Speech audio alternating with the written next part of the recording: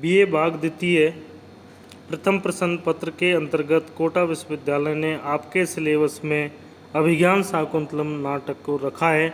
इसके प्रणेता हैं महाकवि कालिदास। भारतीय विवेचकों की ये विचारधारा है कि कोई भी मनुष्य अपने जीवन वृत्तांत से अजर अमर नहीं होता, अपितु अपने कार्यों और कृतियों से होता है। ऐसे ही महाकवि कालिदास की इस अमर कृति ने उनको अमर बना दिया है और महाकवि कालिदास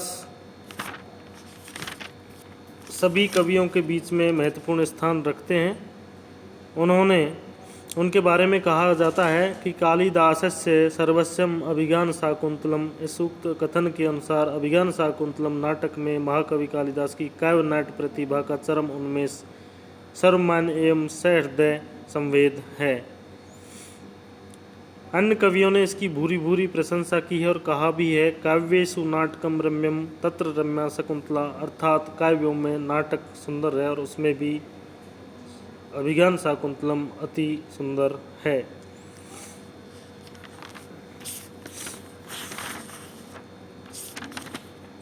महाकवि कालिदास का जीवन वृत्त इस प्रकार है। कवि ने स्वयं अपनी रचनाओं में ऐसा कोई उल्लेख नहीं किया है जिससे उनके जन्म स्थान, कार्य स्थान, समय और कृतियों का सही ज्ञान प्राप्त हो सके। केवल अनुमानिक अथवा किंवदंतियों के आधार पर ही कुछ बतलाया जाता है।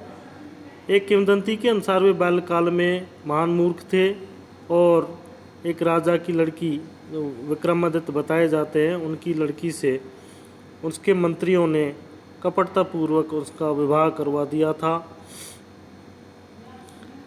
सभा में ले जाकर मौन कालिदास के संकेतों का महत्वपूर्ण अर्थ बतलाकर वे अपनी कार्य योजना में सफल हो गए, परंतु एक रात्रि को उष्ट्र शब्द का सही उच्चारण नहीं करने पर पत्नी से अपमानित कालिदास योग्यता प्राप्त करने के लिए घर छोड़कर चले जाते हैं। भगवती काली की उपासना से कवित्व शक्ति प्राप्त कर जब पुनः घर लौटते हैं तो अनावृत कपाटम द्वारम देही वाक्य का उच्चारण कर अपनी पत्नी को स्वयं की योग्यता का परिचय देते हैं। हठात उसे अस्ति कश्चित वाक्य विशेष कहना पड़ता है।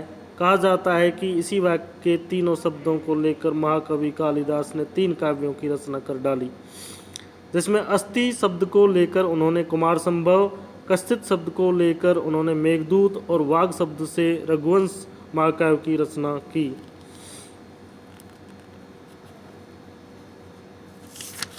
महाकवि कालिदास का जन्म कहाँ हुआ, इसमें भी विद्वानों की अलग अलग राय है। उनकी रचनाओं के अनुशीलन के आधार पर कुछ लोग इन्हें कश्मीर निवासी मानते हैं, कुछ बंगाल निवासी, कुछ विदर्भ निवासी, कुछ मिथिला निवासी, कुछ विदिशा और कुछ उज्जैनी मालवा का बतलाते हैं। महाकवि कालिदास का कार्यकाल क्या था,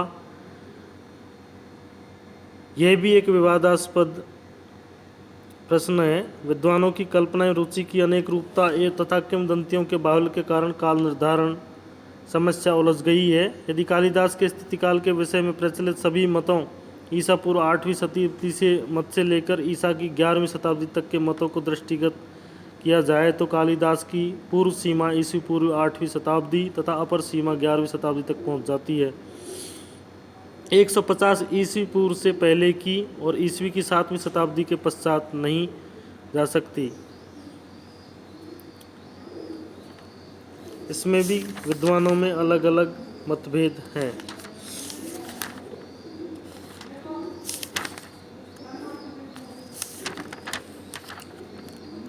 कालिदास की रचना वैसे तो इनके 2 महाकाव्य, 1 खंडकाव्य और 3 नाटिकाएं विश्व प्रसिद्ध हैं।